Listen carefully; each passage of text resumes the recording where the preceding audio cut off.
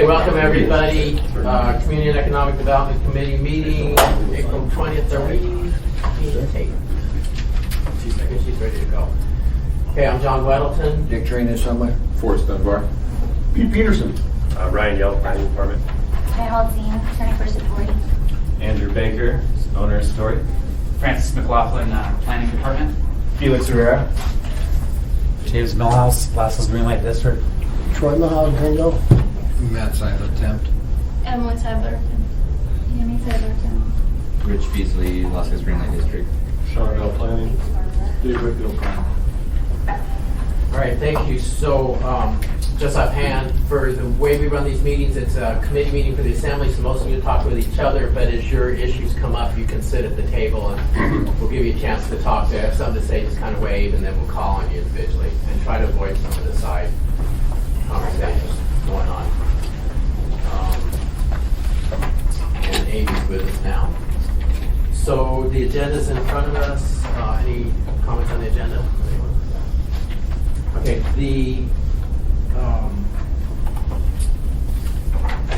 I'd like to switch this. We'll go through the marijuana applications first and then go to the licensing after that. And Dean did have a number of changes that we hadn't discussed in our 2 or 3 other looks at it. I don't think they're bad, but we should go through them carefully, I think, and Dean will be on the phone when we do that. So, first on deck is Satori, and Amy, do you have a go through the license? So, Satori marijuana retail license M10975. Upon review, past due taxes, fees, or fines in the amount of $31.52 were due to MLNP. Payment of the past due taxes, fees, or fines was the only additional condition recommended to be added to the license. The past due taxes, fees, or fines have been paid in full. All other licensing requirements have been addressed in the operating plan. All right, thank you. Any comments on that? All right, and this is, Francis? Yeah. Did you want to go through this? Yes. I have a quick handout. I'm passing out. Thanks. So, Just offhand, so just for the record, Amy Dembosky is joining us. With my coffee, so we're good. So yeah, I'm Francis in planning. I was the planner assigned to review this application for a special land use permit for marijuana. The name of the business is Satori. The location is in the old Indigo Furniture building on 5th Avenue in downtown. It's in downtown, but kind of on the periphery of downtown, on some blocks that are sort of not as fancy or built up as closer to the core of downtown. Near the old McKay building. That's on Denali, so you should be close to East it. end of downtown. Yes, that's how I would describe it. There's not that much development down there, so this will be just how they do. Yeah. So the point about talking about the location that I wanted to make was that in the downtown districts, we're still in the old code. So this is called a conditional use permit for marijuana, not a special land use permit for marijuana. Conditional use permit for marijuana, and everything in your paperwork is correct. I just sort of misspoke. Okay. So in downtown, the only marijuana license that is allowed is for retail. They're not allowed to do testing or manufacturing or cultivation. So planning reviewed this conditional use for marijuana retail store application and didn't find any issues or violations of code. It's essentially a retail building in downtown that takes almost the whole envelope of the building. All the walls touch, and it's just a retail store. It used to be a furniture store. Now it's been divided in half. Half of it is like a smoke shop, I think, and the other half is vacant that would be for this retail facility. It's not a very large one. So the one issue, and it's a critical one with this application, is that it was discovered after they had applied that they don't meet the separation distance from a community center. Identity Inc. is a block or so away from this site, and when staff went out and measured, they didn't meet the separation distance. So the tricky thing here is the property owner, a year or two ago, when sort of marijuana was in its infancy, he came to the planning counter and was doing his due diligence, and we didn't know a lot about how marijuana separation distance would be measured and the different use types, and this has been a learning curve. The way that we measure has changed. The protected land uses and all these things have become more defined.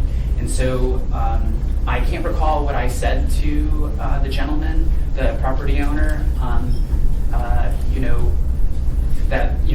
a year or two ago, but I do remember leaving him with the impression that this was a site that was eligible for marijuana. And now, today, we have an application in front of us. And the applicant's sort of all in, right? They've signed a lease, they've, invested money, they've built the place and all of that. And just a couple more points to make. One is that 2 weeks ago, the Assembly adopted marijuana cleanup ordinance that included the option for a variance from the separation distance, and the determination of Identity Inc. as being a community center and one of the protected land uses is not solidified either, because it's sort of backwards. The use determination is typically done by a property owner. I want to know that what I want to do is allowed in this zoning district. So they write up a description of what they do, and then we make a use determination. In this case, with marijuana, it's backwards, where the applicants have to disprove that, prove that their neighbors or everything within 500 feet is not a protected land use. And the list is fairly long, A park, that one's kind of easy to see in that. But a community center, this one essentially surprised us at the 9th hour. And so that's the issue. Planning has recommended a condition of approval that they, meet the separation distance from protected land uses, or move their door further away. That's what I have, and I think the applicant has something to say on that too. Can you direct me, what is the separation distance? How far are they? 10 feet. 10 feet, no, I'm sorry, 10 feet short, not 490 feet, right? Well, I've measured 3 times, and I'm hesitant. Came up with 3 different numbers? Well, each time that I measured, because this is kind of a long process, there was snow on the ground, and there happened to be a snowstorm. So I tried to do it before things were clear, and it is clear today, but it's how many times can I go out and measure? And I really did go out 3 times, and I came up with different numbers. So I think that I think that they don't meet it by about 20 feet, but it's a little bit difficult to make that determination. Have you had conversations with the Fairview Community Council or the Downtown Community Council? We have. Can I just say, because she was there, but I would just like to say that they have a neighborhood. Well, so they go to the we've discussed this before. They go to downtown. The Downtown Community Council is not willing to sign a neighborhood responsibility planning document, but they said that they have no objection to the business, and they thank them for attending that sort of thing. And my last comment I'll say to you, I don't want to sound like a hard ass here, but it really doesn't matter what you told them. It matters what the boss said. And so I think one of the things we need to be incredibly cognizant about, especially, is separation distances. Why? Because we already know that the corpus of Anchorage does not meet the minimums for the federal level, right? When we're talking about the Safe Schools Act and all that, there was big discussion about 1,000 foot versus 500 foot. And the Assembly chose in the corpus of Anchorage to kind of thwart the federal government and say, you know what, we're going with 500 feet because that's what the state of Alaska, and all this. So I think pushing that envelope even further, this isn't something to take lightly. And so I think the discussion, 20 feet, 10 feet, that doesn't seem significant, but we need to have a discussion about what really goes on in Identity Inc. Are they really a community center? Or is this just a nonprofit who's there? I mean, that's where I want this discussion to go. And I also want to make sure that we're not doing something the opposite of what the community downtown wants. That's important to me. Just that for the purposes of this discussion, it might be useful. I think that the rationale that was used in adding community center as a protected land use was the state was trying to separate places where children congregate from these marijuana businesses. And so community center doesn't necessarily have to be specific to children. It kind of gives you that connotation, like the Spinard Rec Center or something like that. But not every community center is geared towards children. Identity Inc., it's sort of, I'm not sure how much engagement with children that nonprofit has. So just to say, the usefulness, like, is it really, the community center was a question that you raised, and I would just follow up that even if it was a community center, the assembly could say, well, but it's not, we're not protecting children here. So on their property, do they have their property, a designation on their property when you look at identity that they are listed themselves as community center? The property records show it as being office space, but what's at issue is the planning department. We're trying to figure out what is Identity Inc. in terms of our Title 21 definitions of these terms. So there's a definition for community center, and when you read it and you look at their website, it appears that it meets the definition of a community center. But I went, knocked on the door 3 times. I emailed and called them and never got a call back because it's a nonprofit. I think it's kind of a shoestring nonprofit. And I wasn't able to get in contact with them. And so I'm working off of things I see on the website. So yeah, maybe I should. Felix is on the board. I should, yeah. Yeah, thank you.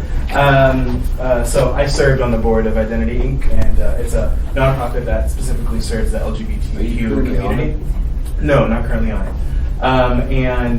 They do actually have a youth programs manager as one of their 2 employees, and they do provide throughout the week several youth groups that meet at Identity.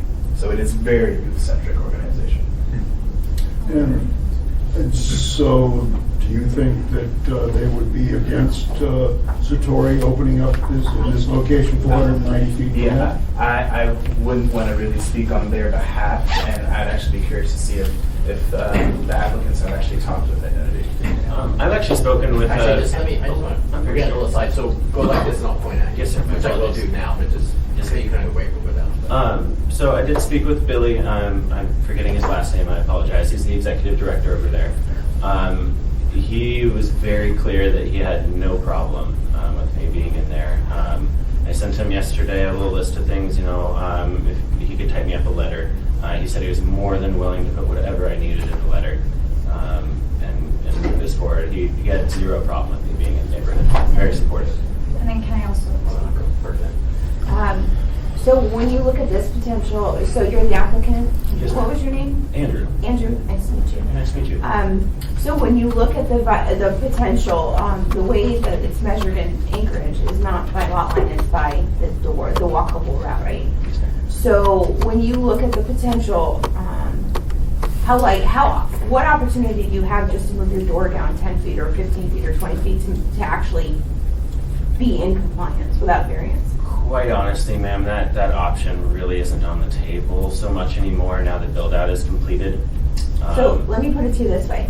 If you could either get your license with moving your door or not get your license, would you move your door? I It'd don't be a know. very expensive project. Yeah, but the answer is yes or no. The answer is yes. I would just like to point out, so the definition in Title 21 of community center is a facility that's intended to serve the meeting, cultural, social services, administrative, athletic, or entertainment needs of the community as a whole. Right on Identity Inc., it says advancing the gay and lesbian community. Okay, even on our donation page where you can submit a donation, it says population served, gay and lesbian. Now, this is a type of service, right? It's a social service center. It's not a community center. A social service center is a facility operated by government or nonprofit social service which provides the services or undertakes activities to advance the welfare of citizens in need, such as food, clothing, job, life skills, counseling, and training. They provide job skills and counseling, do they not? And so, I mean, this isn't, when you guys discussed community centers, you discussed it as meeting this definition, and advancing the community as a whole, meeting the needs of the community as a whole. That's why we said a women's service wasn't a community center. You know, something that specifically targeted a segment of the population. This specifically targets a segment of the population to advance that population's need. This doesn't meet the definition of a community center. Counselor, I think you've made your point. So I think what Ms. Weltzine is asking is that the last condition of approval on the Assembly resolution would be removed.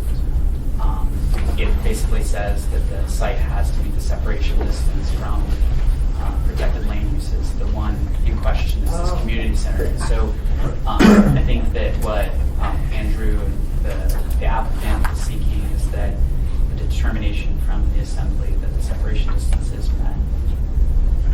I would Move the entryway. I see what you're saying. I don't want to give any impression that this organization doesn't have to meet the separation distance. I think, would it be appropriate, or could we make a determination that the Assembly finds that this is not a community center, rather a social services center? Because I think that clarifies it. Then you don't have to go through a variance process. You don't have to move your door. Jana, I mean, for me personally, I think you made your case. I mean, I like to have those logical, non-emotional ones, and you did it, so. And I would just think, you know, it sets a bad precedent, or not bad, but you know, Andrew was right, or I'm sorry, Francis was right at the beginning a year ago when he made that recommendation to Nick, who owns the property. And if we're gonna start doing the separation distance variances, you know, gosh, I worry, you know, a little bit. So, you know, it shouldn't be willy-nilly, and it should be when it really matters. And in this case, you know, it's very, very clear to me that this isn't a community center. So I don't know why we'd start that precedent in this case. What do you think about this?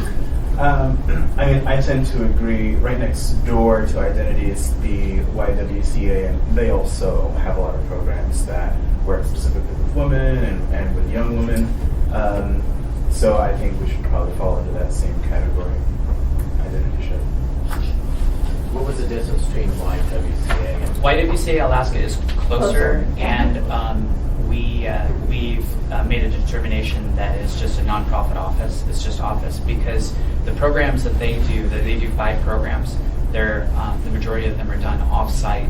So their health clinic outreach is not at that location.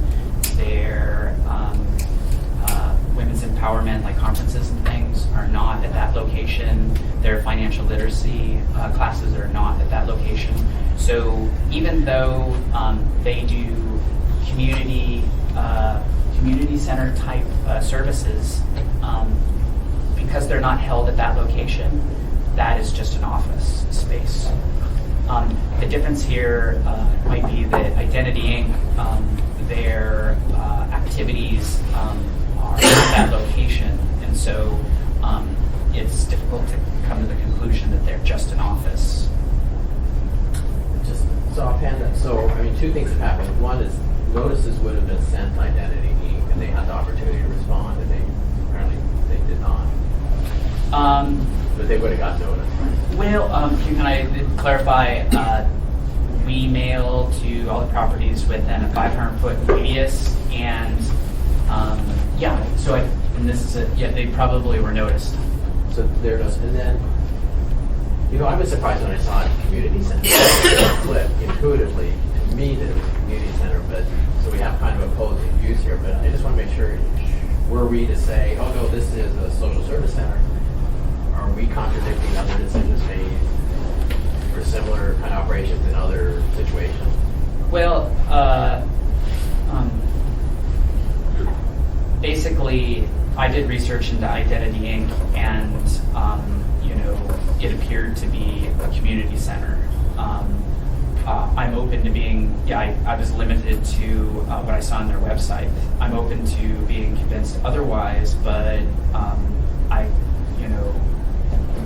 I haven't seen anything to change my mind that it's a community center. It's a sort of a quandary because the applicant doesn't meet the separation distance, and then staff is saying it's a community center, and so they're in a real pickle.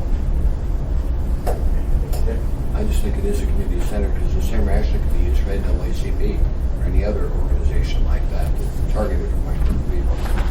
So how do we discriminate against identity and say about a community center? It may not be some communities, people's community center, but it's still a community center for residents of Bangor.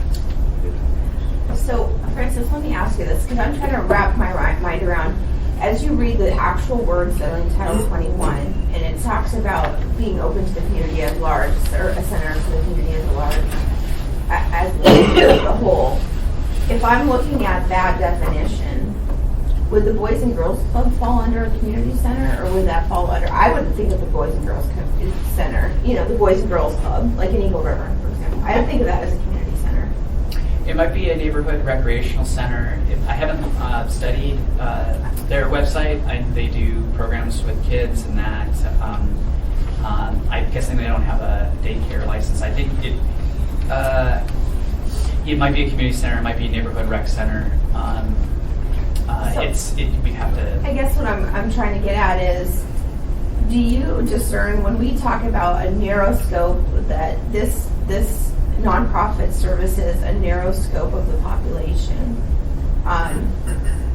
Does that weigh into whether you consider that a community center or not? Absolutely. I'm not sure where the right line is on that. So the definition of community center says it serves the needs of the community as a whole, and it is generally open to the public. And Ms. Weltzine has made the case that they primarily serve one demographic. So I guess to disprove that, it would be like, could anyone, a straight person, go in and receive their, support or whatever, even though they are clearly aimed at serving the needs of a particular demographic. And I just don't know. It's kind of uncertain. I don't know. Well, you went there. I mean, you went But there. I wasn't able to go called, inside of and it. You weren't able. Here, hold on. Forrest, you had a comment. Yeah, I have a question and a comment. So the requirement that we have a 500-foot separation from community centers is in state statute, is that No. correct? It's just muni. It's just muni. Okay. It's So certainly- we could potentially, okay. And I think my comment is, I think there's this feeling that we are disparaging identity perhaps by saying that they're not a community center. But there's no moral ranking between community center and social service center, right? They can be a social service center, and it's just as good as them being a community center. There's nothing different. So in this case, I do lean towards social service center because they are, as Jana said, focused on one segment of the community. And they're also, we get into this sort of kind of notion of what a community center is. I think a community center is being open more often, and like I actually think the Boys and Girls Club is a community center. We have one, in Muldoon, and there's just constantly kids flowing in and out of there. But as Francis said, he went several times to Identity and it was closed because it is a nonprofit office that happens to do programming there sometimes. And I've been there, and Felix has been there many times. So I definitely lean towards social service center. The last thing I'll say is that this is interesting to me, and I thought about this with the context of churches. I wish there was some way for a social service center or a community center to say themselves, we don't have a problem with this, and we're okay with you going forward, and make that have weight if we decide to grant a variance. But anyway, I lean towards social service. Pete, any thoughts? Well, it's, you say potato, I say potato type of deal, you can define it as a community center or a social service center. It's 480 or 90 feet away. I don't see a problem with it. If And especially if Identity Inc. doesn't have a problem with them opening, I wouldn't have a problem with it. I would just point out that there's a reason that community centers are defined in Title 21 and social service facilities are defined separately in Title 21. You know, a community center in its definition speaks as advancing the community as a whole, meeting needs as a whole to the community, meaning we're not just serving, you know, we're not fixated on one slice of pie, we're at the whole pie. Social services says, hey, we've got this very specific segment that we're working with, right? That we're advancing, that we want to educate people on, and that's what we're doing. So there's reasons for that, and a lot of that has to do with grant money. You know, that's why YWCA also didn't want to be considered a community center. There's different designations for a reason, and if we start really kind of not, you know, saying, you know, it's a community center because it's that population's, that demographics community center, well then why do we even have social service facility? Why do we have culture facility in our Title 21? Why? What's the point? Okay, well, that's a good point, thanks. So like you have a sign that says gay streets aren't allowed there. No. Let's say you have, and a lot of people do, have a grandchild that says they're gay or lesbian. Would you bar them from coming in and getting afforded the services there? So you are a community service because nobody knows. We've seen it across this country where a lot of people decide they're gay or they're born gay. You want to get into that argument. But you've got grandparents that never dreamed they'd ever need that service, and they walk in your door and they need that service. You are a community service. So, Even social services. Well, we're going to get into a long about it. No, I think Doris and I were going to go to the same place. It doesn't. We can Yeah, I was to say that argument could apply to literally any social service.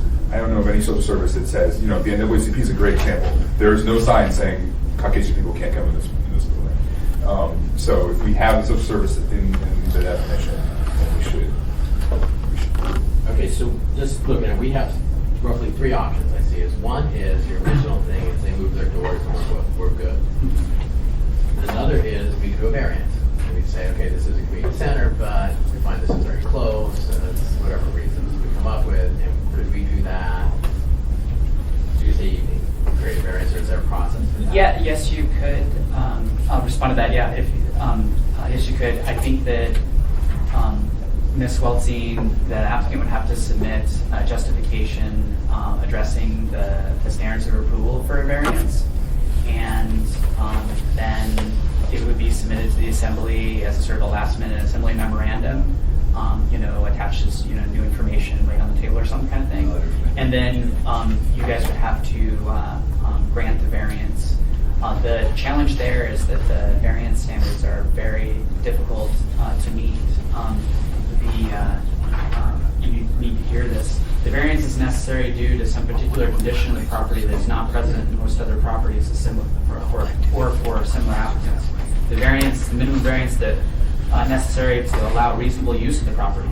A strict interpretation of that standard, I mean, it's a commercial property in a commercial zone, and to deny the marijuana application is not to deny a reasonable use of the property. So it's difficult to meet these standards of approval for a variance. And those apply, because we just recently gave variance authority to the assembly for these things, and so those same criteria apply. There's 5 variance standards, and if the assembly found that they need to apply for a variance and they applied, there's no guarantee that it would be approved when you looked into these standards and their justification. They may have good justification, but according to the strict interpretation of these words, it would be difficult to make findings that standard is met. Okay, so one is a variance, and that could be difficult, but we could do it. The other is, as I said, move the doors is one. Move the doors, variance, or we would just say regarding that last condition, I think 9, Strike it. we don't find that this is a community center, we feel that it's If it be assembly that's in it, could we do that? So the staff, so this is I think, a good question, Mr. Weddleton, Mr. Chair. The staff has said that the separation, in the staff report, the separation distance from identity is not met, and then followed up with a condition of approval saying, meet the separation distance. And so I think that the assembly would have to not, make a determination of the community center, that it's not a community center, and somehow make finding that. I think you would have to remove that condition of approval, and that would effectuate what the intent of that would be. Okay, so we could just, on the fly, we say we'd like to remove this, period. Seems like we should give some justification because someone's gonna come later. Sure. We're setting a precedent here, which may be a no-brainer, who knows, but it is, and it's that, we can do that. Yes, we can. We're the assembly. Well, we would probably see So, costs for the so, Mr. Chair, if I could say, so during your time on the Planning and Zoning Commission, because I know you served there many years, applicants didn't always agree with the conditions of approval, and the Planning and Zoning Commission would amend those conditions of approval, remove them, add new ones. So there is a wide latitude in the options. It's just to achieve the idea that this is not a community center. I'm not sure how you would do that other than to remove the condition and find that it's not a community center. In the planning commission, we'd always have to give reasons, and we would say we remove condition not because we find her, but we can just remove it, and there's no precedent. Well, you do move for approval, sans condition 8 or however, procedurally you want to do that. Dave? Mr. Weddleton, you're going to want to definitely draft, or I should say, state your findings as to why you're removing that condition. And if it's because you believe it's a social center rather than a community center, then that would be your finding. But you're certainly going to want to have findings there. I have a solution. Okay, first of all, I have to wrap this up because Forrest asked a question and I don't think you were given an adequate answer. When we first passed the initial, all the marijuana laws, so the reason the 500 feet or 1,000 feet is substantial is because we're talking about drug-free school zones and we're talking about separation distance like that. So if you go back and you read the Cole memo, and if you take our own Department of Law's recommendations, they recommended strongly that we stayed at a 1,000-foot distance. And it's because of those safe schools, drug-free school zones and that kind of stuff. And that is just one of the protected land uses, or spheres of influence we're trying to protect. Of course, in our code, we have, whether it's community centers, playgrounds, other things that are protected land use. But the whole discussion came up with the Safe Schools Act or something like that. That's where that distance separation started the discussion. And that's why I think, especially assembly members, when you're talking about throwing around a variance, that we already have gone against our own legal counsel's advice as far as separation distances, and now you're going below that even further, considering, the new administration on the federal level, you have to be very, very cautious and don't just willy-nilly give out a variance. I think, and Francis is right, you have to go back through each of the criteria when you grant a variance. Listen, a variance is not easy, and it's expensive, generally speaking, because you're going to have to lawyer up, you're going to have to do all this other stuff. So that's why it's not just, it's just municipal law. I think there's a lot more to that conversation, and I don't think you were really given an adequate kind of answer. But so those are the three things I would go back and review if you're curious about them. As review Falsey's recommendation, Department of Law's recommendation, the Cole memo, and also go back and look at the drug-free school zones and those statutes within law, because that's really where a lot of this is coming from. But I think the solution for this, and I'm happy to draft it, but I think the solution for this, in my opinion, and I think we should take a poll of the committee and see if the majority of the committee agrees. But I think after what I've heard, I'll go back and get the Title 21 references. I think we can lay a basis, because we want to lay a legal foundation why we are saying as the Assembly, this is not a community center, this is a social services center. And I think from what Jana read, I think I can easily do that. But I would strike item 8, which is revise the floor plan to move the entryway. And then I would just replace it with a definitive statement saying, the assembly finds that this is a social services center and does not, and this section of AMC 21, whatever, where they have to be within a separation distance isn't applicable to this license. And then I can introduce an AM to attach to this and reference the staff's finding that this was not within the separation distance and just factually say that we believe it's a social services center. Because then you have the foundation. It's in the record. And staff will be irritated because they hate it when we disagree with them. But ultimately, if we take out the requirements they have to meet, that because it's not applicable to their license, I think that gives us foundation, and you're not going down that slippery slope necessarily, in my opinion. I worry about the precedent being set by the assembly putting into writing that the Identity Inc. is a social service facility and not a community center, because future applicants may try and draw similarities between a particular business or nonprofit near them that makes them sound similar to Identity Inc. and ask for the same dispensation, and the assembly wouldn't want to violate sort of equal treatment. I guess specifically stating why, in writing in an assembly memorandum that'll live on for 100 years or whatever, that people will refer to that Identity Inc. is a social service facility and not a community center, and then the neighbor next door to this business may also, the Kodiak Bar is next door. They could apply for the same marijuana license and say, well, Identity Inc. Is not a community center, or some other nonprofit nearby is not a community center, and this is why. And they may have a good case for it, but the assembly may disagree and say, well, we want to be consistent, but we don't think that this is a community center, or we think that this is a community center, and that your request should be denied. Well, I hear what you're saying, Francis, but I fundamentally don't think you've met the criteria for this being a community center.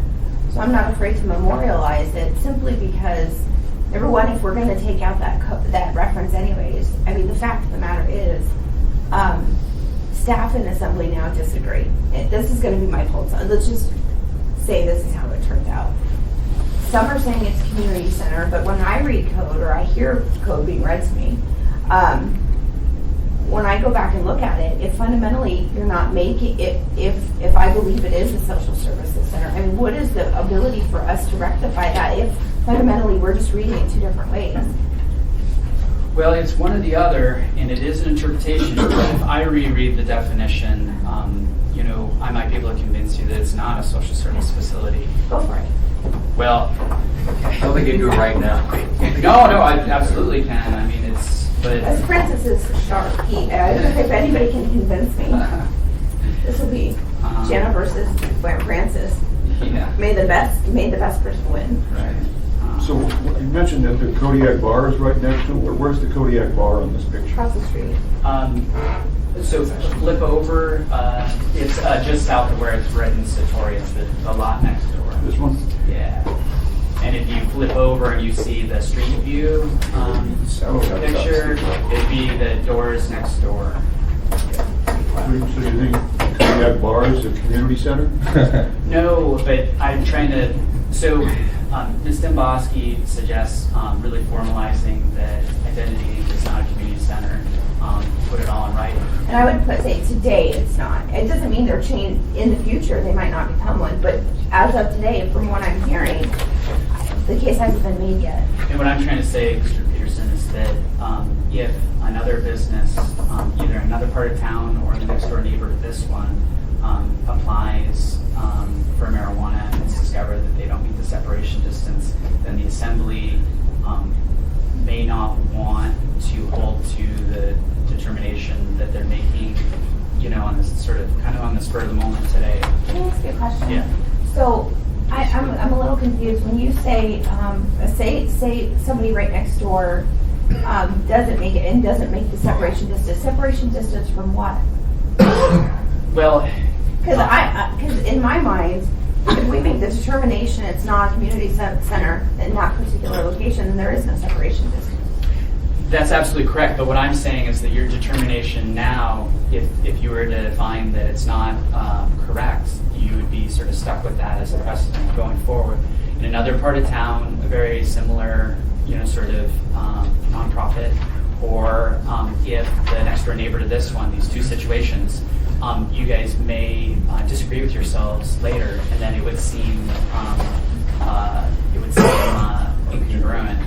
So to put this example in a little more concrete terms, right across the street from Identity Inc. is a tobacco shop, and if that tobacco shop Yeah. decided to request a permit for a marijuana license, then that's right there across from the social service center, community center.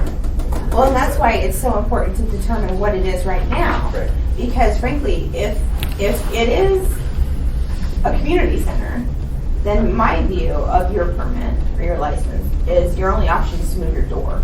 Because I don't think you meet the criteria for a variance. I don't think you'll meet it. I don't think you'll be successful. So that goes back to my initial question is, which would you do? But again, if we determine Identity Inc. is a social services facility and not a community center, it doesn't matter if the tobacco shop across the street. I mean, fundamentally, the determination is what it is, right? So that's why it's important that assembly members don't take this lightly, that you really think about it. Yeah, I just wanted to sort of push back on a little bit what Francis said about the risk of us laying out, as Amy had proposed, laying out our justification and that being used against us or in the future. I actually want them to do that. I want some future business to do that because that's how the law works. I mean, this is what judges do all the time, is determine, you have something's a social service center, something's a community center, and reasonable minds can differ as to which something is. And so you have to, if our regulation is to have force, you have to have clearer definitions, you have to do this process, you have to establish precedent so that other businesses can refer to that and make those arguments, and they probably will make those arguments, and we should welcome those, because what they're actually helping us do is crystallize in our law for future users what a social service center is and what a community service center is. So I know you made a determination that it was a community center. I believe it's a social service center, and I think that us putting into writing for the future that it's a social service center actually, I think, has a useful function for this industry and for our law. Just if we can leave this 8 in here and approve this, we just have to move the doorway. Well, that's one of the options there. It's an option. Mr. Seiler, do you have a brief comment? What about asking Identity Inc. if they mind being reclassified? Well, Well, they're not classified that way now. That's the whole point. The person or the department is making that classification. They're not a community center? Well, we don't. That's it. Yeah, I mean, it's just an office use that went into an existing office, and it's a permitted use in that district, so there's been no use determination. It's just an office building. There's no existing use. And if they say, to answer your question, if they provide a letter saying we're not a community center, that still doesn't mean that they're not a community center. They have to prove, well, I mean, we have definitions for these things, and either they are or they aren't based on what they do. And if you read these two, I mean, you could find that they are a community center. And so that's the challenge. Pete? I don't see a way around this unless we write an amendment and so we specify what the definition of a social service center is versus a community center.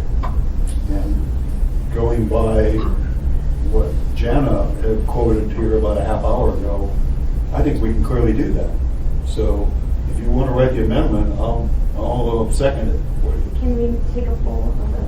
Well, what's our sense? And I'm not on this committee, neither is Felix. them anyway, if you just want to. I was gonna say, well,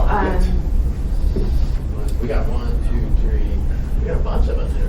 We Yeah. have a meeting. well, we were already publicly noticed and on record.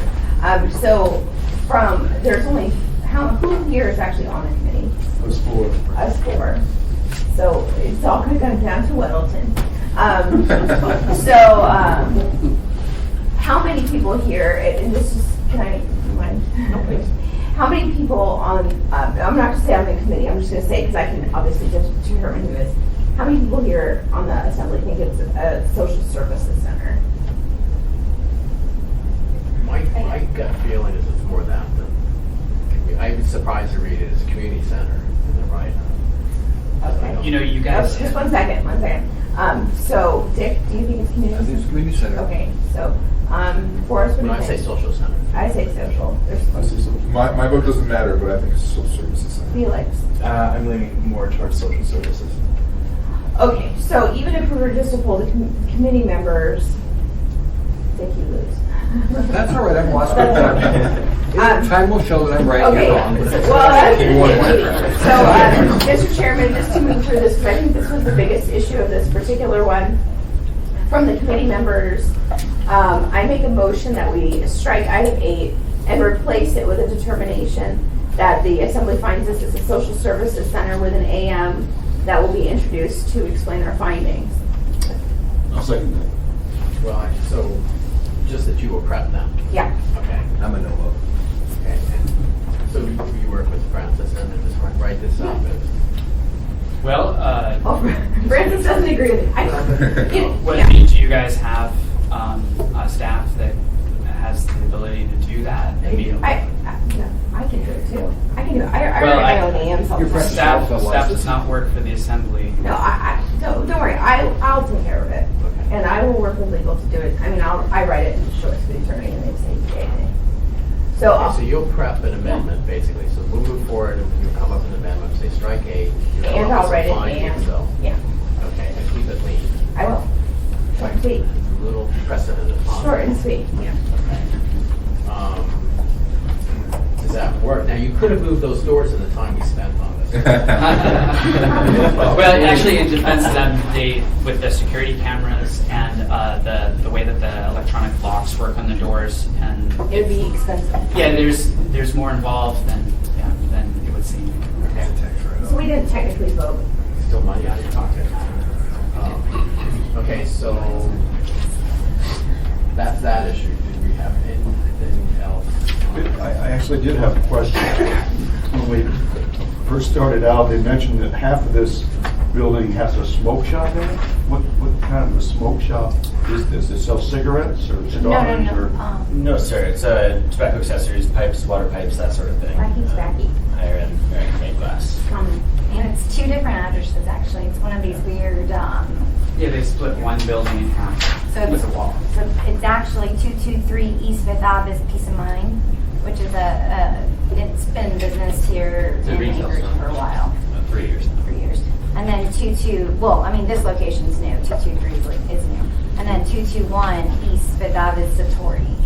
So it's the same building, but split different addresses. Different doors. Okay, it's just I'm happy you manage both. Both. You manage both. then. Correct. Yes. And so you're saying it's basically it's a head shop.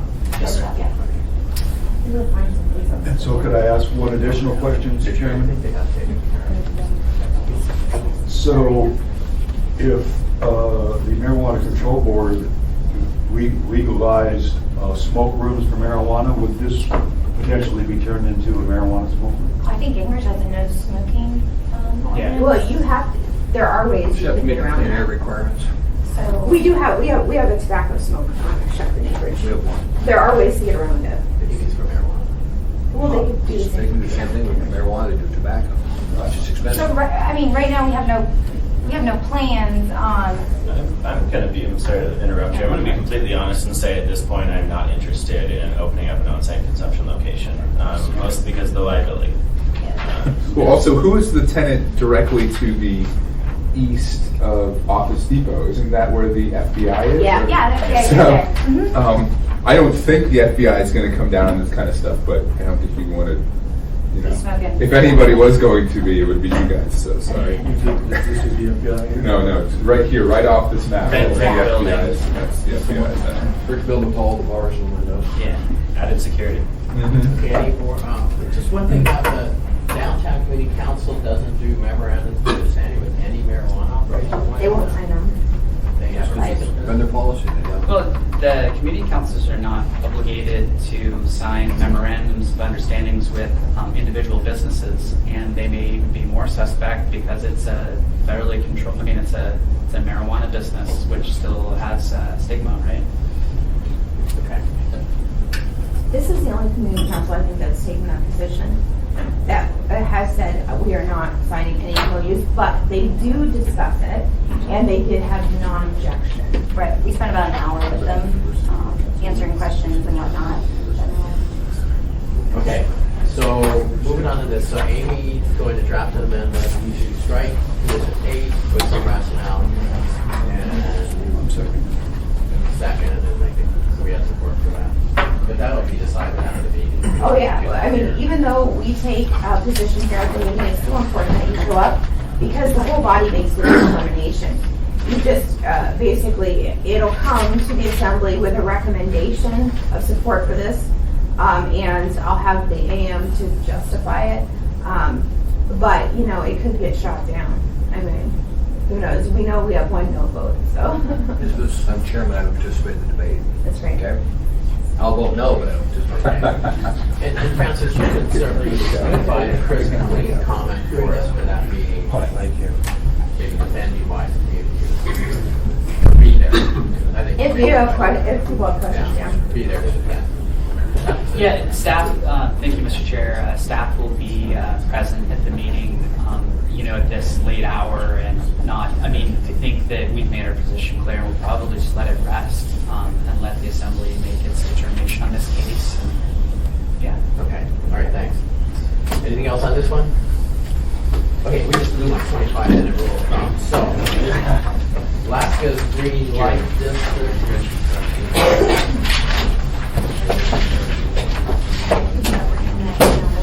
That's the prior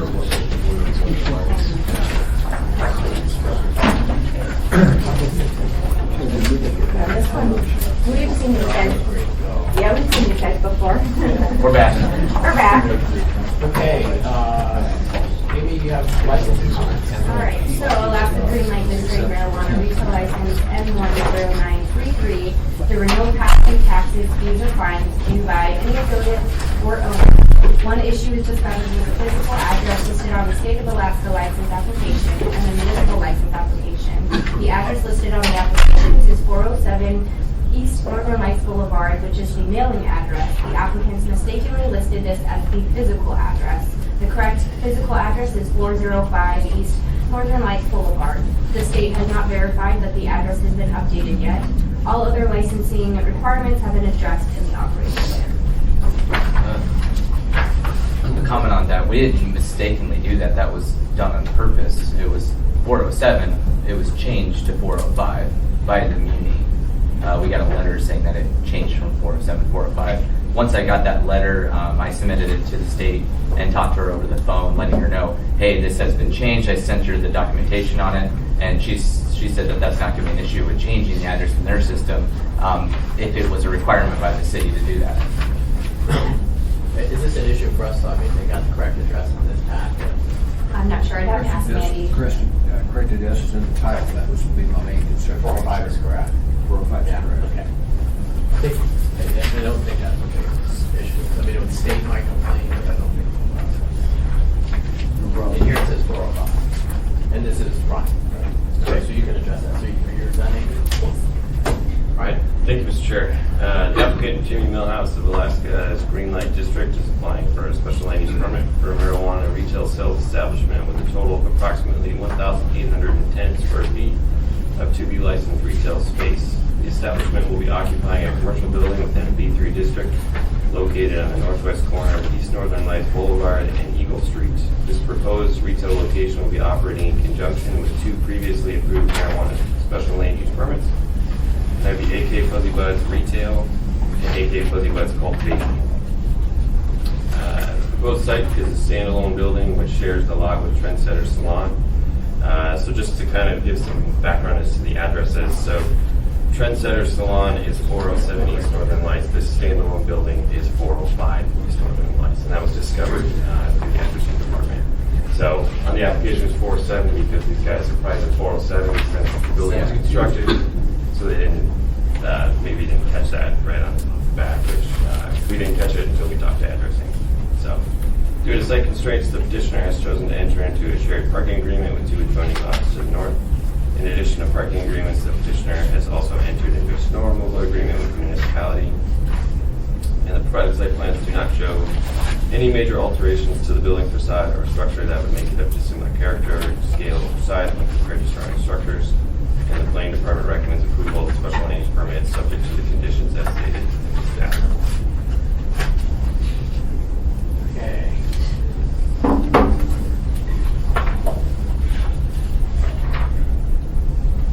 Any comments from the committee? We've seen these guys before, and I think this one was, I think their last one was a little more debatable than this one, but I didn't see any issues with this one. I still think they have some of the best names out there. What kind of conditions set regarding signs? We recently changed the code, so it's already in code, so that's not really, we don't need to call it. I mean, it's fine to have it here, but we don't need to call it out.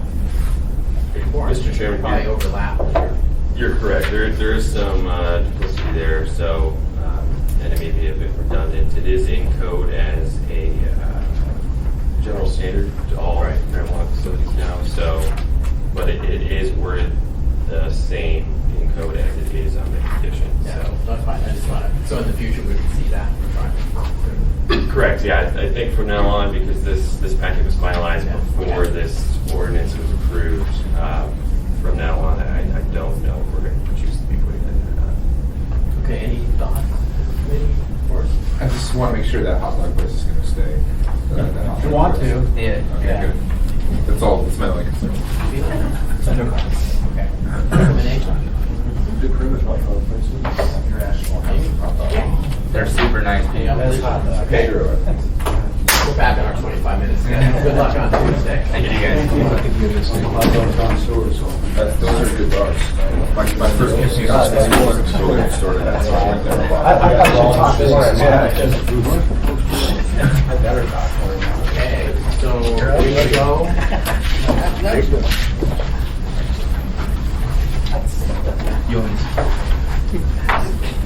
Are you sweating it after the first one? You got the first, oh gosh. Yeah, I'm still sweating. I don't have time Okay, to sweat. so we're looking at Green Go Cultivation, Amy. Right. Gringo LLC marijuana cultivation license M10959. There were no past due taxes, fees, or fines due by any affiliates or owners. All other licensing requirements have been addressed in the operating plan. Okay, thank you. This is Sean. Thanks, Mr. Chair. So this is a request for a special land use permit for one cultivation facility within the I-2 district.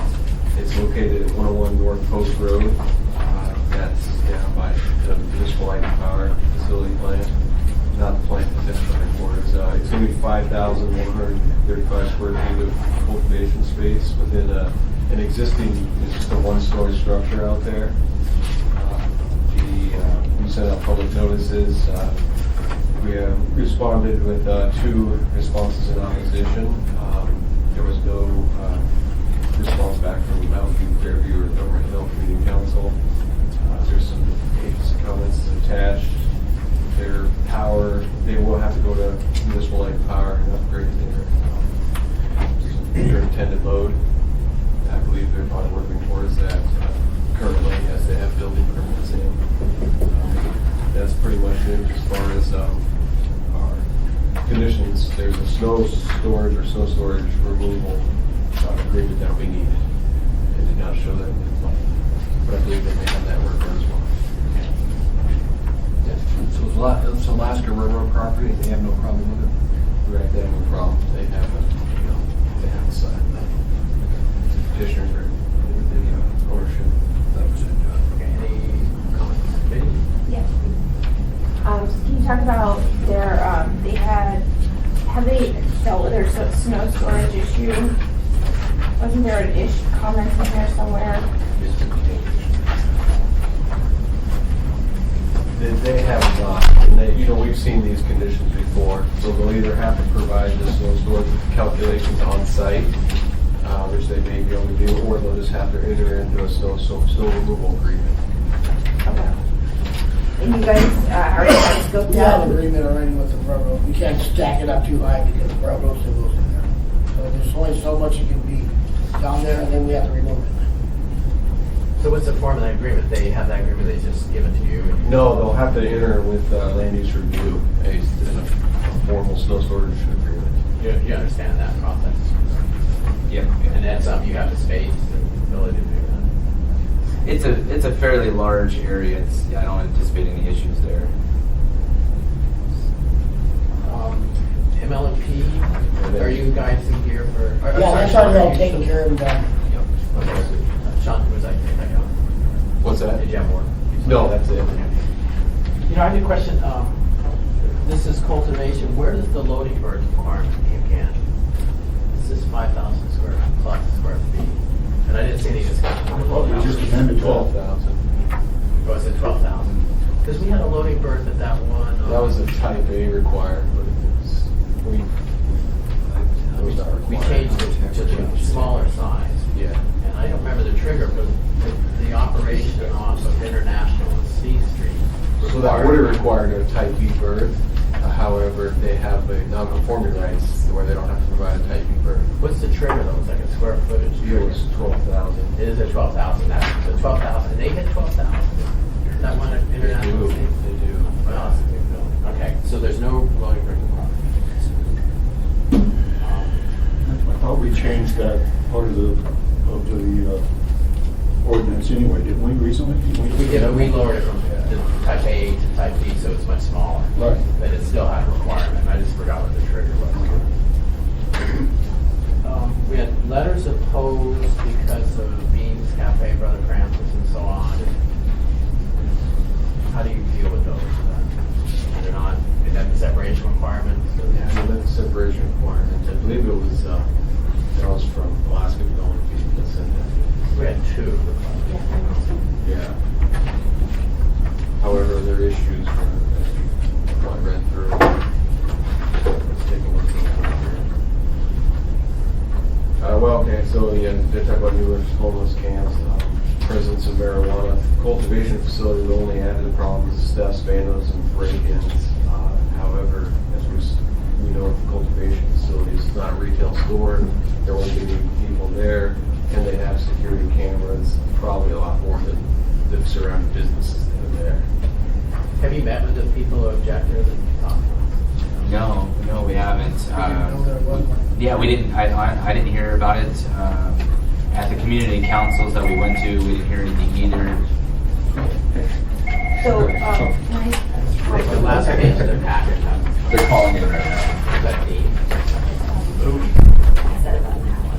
so you're looking at the last 2 pages there. And what are that fence around this, so nobody can be. Hi, Dean, you're on speaker. You just have to hold on a sec. We're in the middle of a marijuana case.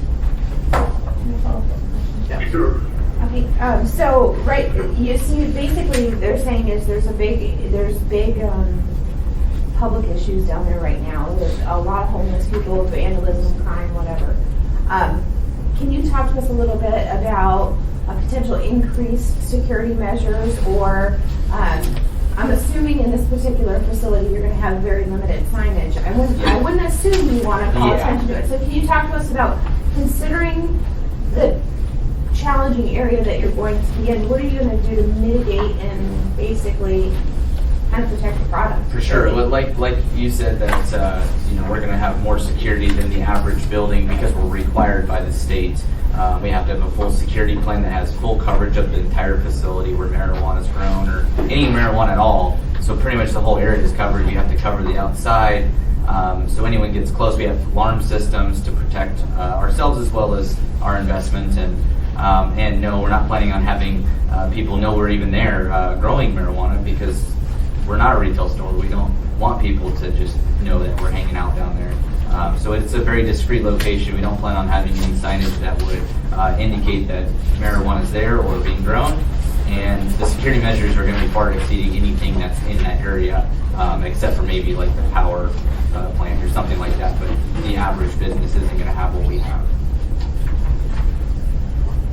No, ultimately, when we're talking about security, especially in this location, it's really their, it's in their best interest because they're protecting their own product. But especially considering, I mean, we hear from Ron Oliva all the time, who has property down in this area, who's been vandalized, who's had, guns pulled on him, all kinds of things. I mean, it's just a high, intense population. Yeah. And so we can scrutinize them all day long about what are you going to have, what are you going to do, but ultimately, if you don't have adequate measures, you could lose your product. So I would think it's beneficial to you to be as discreet as possible and make sure you have the best security you can possibly have, especially considering the location, because this isn't like putting a location in Midtown or on Spenard. I mean, there is an intense amount of people down there. I agree. And Ron tells us they've cut his locks too. So if we have a gate with a regular lock on it, right? Okay, well, we'll consider upgrading that as well. We got some new locks that take a long time to get through. If you haven't, you might consider going to Grove Stake Auction and just talking to them because they've been down in that area for a long time, and you'll see exactly what we're talking about. If you haven't heard him talk, I've gone down there and toured his facility, and sometimes it looks like a war zone, to be honest with you. It does. So where our building is, I'm sorry to cut you off, there's other warehouses, so it's like a pavement, and there's nothing for them to hide, there's nothing for them to sleep or nothing like that there. And it's a vault. Is where his stuff is gonna be. It's a vault. I mean, it's heavy duty. And you have perimeter fencing, correct? Yes, we are. Where's your garbage gonna be put at? I don't want the garbage outside where some stupid person's gonna try and get in there and get product. Let's gonna go around back, and what they got, they special dumpster that have locks on them. When they pick them up, they unlock. My little automatic thing. Bear No one can plate. get at them. Are they just from plastic or are they bear proof or what? No, they're bear proof, they're metal. And to go further into that too is with the trash, all of our marijuana is actually required to be mixed and ground up, basically decomposed where it can't be smoked or used. So like the plant leaves and stuff, even though the traditional person wouldn't, but to take away the enticement of doing it, we actually are mixing it with paper products and shredding it, and so it's not consumable in any fashion. Comments on that. I checked several months ago with the waste people. They don't do metal lids, so you don't really have a metal top. But we all know because we've seen every single package that your waste will be ground up with other stuff, make it unusable. But the guys on the street, all they know is you might be throwing, and they'll want to go through your dumpster, and that won't help anyway. Those smoke trophy. Everything else. The one we have is all metal. It is all metal. Did you get one from last We have one week? from Fuzzy Buds. Did you buy one? It's all Where'd you get metal. it? We got it from, is it Arctic Blue? Arctic Blue, It's yeah. 100% metal. Yeah, it's What's a Arctic nice, Blue? it's a hard container. It don't look like a traditional. Two dumpster trash then. Arctic Blue. Arctic Blue. It's Oh, like so a there's a smaller commercial company. operator. They used to own the other one, and they sold out, and 5 years in, started a new one. Okay, well, that's worth looking into. Oh, we don't even put our trash out though until it's ready to be, Picked up. We do our due diligence to not just have it sitting out there for days on end. We understand when our drops are happening, when they're picking up. So we mix it. Typically, we don't even bring it outside or until it's ready to be picked up. you don't want to entice. Right. Yeah. I do it at 5 o'clock in the morning. He comes at 5:30. I beat in there, put it in there, he takes it off, and then sets it. Just eliminate the headache for you. Right. Okay, any other questions from committee? Okay, what do you recommend? Go to it. Okay. Thank you. Good luck.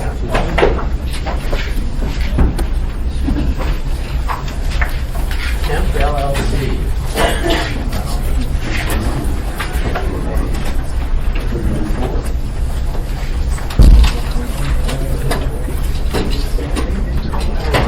You saw them before, remember when they were doing that meeting, right? Yeah.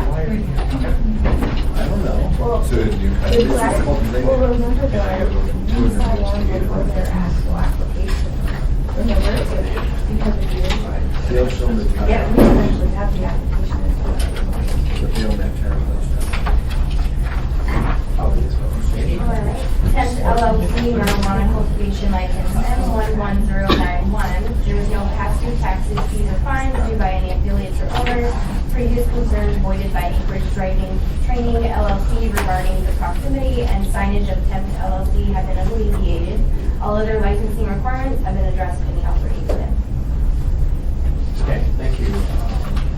Hey, Thank you, Mr. Chair. This is a request for a special land use permit for a marijuana cultivation facility in the I-1 district. The cultivation facility license will be located within a 9,900 square foot, 2-story commercial building at 2410 East 88th Avenue. This is north of Abbott Road and west of Lake Otis Parkway. The cultivation facility will occupy approximately 7,000 square foot of the building, with the cultivation area including a 960 square foot vegetation room, a 5,394 square foot flower room, a 392 square foot drawing room, and 143 square foot of security room.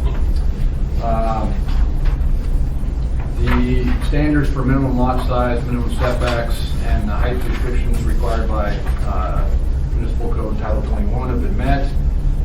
Snow storage is not shown on the site plan. However, it looks like the petitioners have ample space to provide it. They'll need to update the site plan to show it. Total parking required for the proposed uses is 13 spaces to include one van accessible space. It appears that the site plan has provided that. Parking lot perimeter landscaping is required for all lots with 10 or more parking stalls. The petitioner has applied for non-conforming rights, grandfather rights for the lack of perimeter landscaping. However, it was determined that the property does not enjoy non-conforming rights for the lack of perimeter parking lot landscaping, so we need to provide that and update the site plan. The non-conforming determination also determined that the property did not enjoy non-conforming rights for the lack of separation, walkway, or landscaping between the building and the parking area. So as a condition of approval, they'll need to provide that as well. The marijuana cultivation facility is consistent with the purpose and intent of the I-1 zoning district. Chugach Electric has provided a letter stating that the power capacity of this location is not sufficient at this time. However, it can be upgraded, and I believe the petitioners are working with Chugach on that. It does not appear that the cultivation facility will cause any significant adverse impacts on the neighboring residences or businesses. And with that being said, staff would recommend approval of this marijuana cultivation facility, subject to the conditions within the staff package. I'd be happy to answer any questions. Still on power, have you guys evaluated the power demands and way of application to get this process going? Exactly. It's about 6 weeks ago, I believe, we provided the preliminary design and cost estimate. And as of a couple days ago, we had not received that back, but I suspect applicants waiting to see how things proceed. But yes, as far as I know, you're working with us. Things are understood. Thanks for being here, Phil. Appreciate it. Other questions? I was just going to say, I feel like we have already gone through this one because we kind of preemptively talked about the driving school. Can you guys talk about how that resolution, I mean, we, in the last committee meeting, I remember there was an evaluation by staff of the state law and municipal code and felt the driving school did not qualify as protected land use. Yeah, we had determined that it was not a school and it was not a protected land use. And I will point out that the Abbott Community Council did comment and they supported the petitioner's request, subject to, I should say, as long as the Anchorage Driving School is not impacted. And I don't believe it is. So maybe the petitioners are here, maybe they can speak to their communication. They've removed their protest in writing. So the conversation, I remember when we were here last time, it seemed like the neighbors had to get together, but because this is a cultivation facility, how did those conversations go and what's the relationship with, I mean, not that that's relevant on your license, but I kind of want to understand how you navigated that so maybe it will help future applicants. They were afraid that their business was going to be negatively impacted because they were affiliated with the Anchorage School District driving, and so they did not want to lose that ability to give the driving test for the licensing of the minors, and they determined that it was wrong. So they dropped it. So that was really the crux of it. See, that part didn't come up in concerned that they were at school and they had lots of kids and they were afraid of traffic. So you guys just sat down with them and kind of had a discussion with them? And they had a letter submitted stating that also. Yeah. And if you recall, they came here. They did. to one of our meetings. And we got a letter from the state saying that they did not find an issue with cultivation next to it, but though they were asked, they did not say should retail, which is also retail, not I think like you, but like someone else. It's the nearby. other one across the street from them. And the state didn't address that. We'll deal with that later. Pete? Yeah, I don't have a problem with this. I think that we've already discussed the driving school at length, so I have no problem with it. I have a question. Page 31 in the non-conforming report, it mentioned that there's a caretaker residence on the property. Is that still there? It may have been in the original drawings, but there never has been, and no, there is not at this time. You're allowed to do that. Just what they did. Then on the size, it's funny, I wrote down 9,300 square feet. Davey, is it 69? Yeah, Did I get there's a something? couple of different calculations on here. I tried to go with the most conservative approach. I found some differing information in there, so and perhaps the petitioners could provide some clarification. But I tried to go with the most conservative. When I was calculating parking, I went with the most restrictive or the most conservative calculation, so we made sure we had enough parking there. How big is it? It's 9,900. As far as I know, I have not measured it. So now you might have an issue with parking, but there's two issues we bring it up. Is one is if you do a change to your operation and you say to a certain threshold, you have to come back to the assembly, and the difference between 7,000 and 9,900 would. Well, the building is 9,900.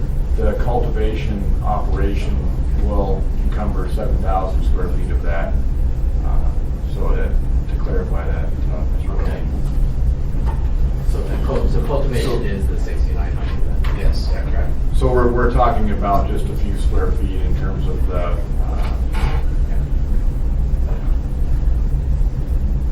Is there room for parking if it's 90? What's the rest? What's the other 3,000 square feet? We did it to the 9,900 as far as I remember. Yeah, they've got some office space that they'll probably use. They've got some storage space they're going to use, and of course they've got their cultivation facility. When I analyzed that, it required 14 parking stalls, one being van accessible. I'm sorry, it required 13 parking stalls, and they're providing 14 parking stalls with one being van accessible, so they meet that requirement.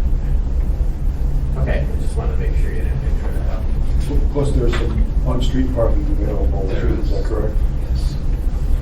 I don't think parking's a problem. Yeah, is there? You guys are the envy of many. Usually parking's what trip people up. Okay. Well, it's kind of a small thing, but in the page 4, I think you're right up, and it says this is outside of AU's water service area. That may have been. That's a technical thing. Their RCA within the certified area. It's just maybe not provided. I would have to look at AWU's comments there, and that may have been a mistake on my part. Right? It's crazy. It's very RCA certifies their area, and I think it's within there. Yeah. Is that right? Well, as a former AWU employee, I think the Alpat Water District, it was a separate utility, and it's in that area. Is that in the Alpat? I know across the My street. understanding is Alpat sold to the Muni and is now hooked to city water. No, Alpat's still its own water utility. They are using water. They're using water. city water. Okay. Yes. So is that why it says it's not AWU service district? Yeah, Dave will double check the comments if they're in there, but I believe this location is in the Alpat water utility. How do you spell that? ALPAT. And that's operated by South Central Utilities. And they did just hook to the main. And They're selling AWU water, basically, because of arsenic issues. DVO background. I'm familiar with that. We are Okay, far so to know. are they a well that's also combined AWU? Okay, so they had a well, but they abandoned the well because of the arsenic, and they're just buying water from AWU and selling it through their utility. they're allowed to do through North State. But they are a separate utility. There is a couple of them there. That's good, I didn't know that. Okay, so that's fine, it was kind of a finer point, but I know from Hillside stuff, that certificated thing, like, but you're hooked up to regular water, you turn the faucet, it's not hot water, it's water table. It's city water. Okay, any other comments? Any recommendations? Recommend approval. Yes. All right, thank you. Good luck on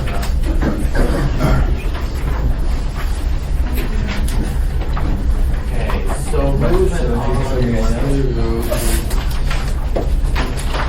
licensing.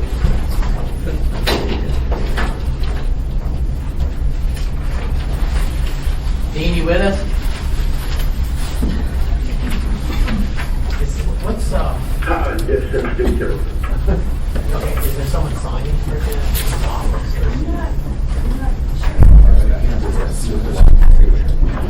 Yeah, no, I have someone, no, actually, it's called the BDA Reader Service.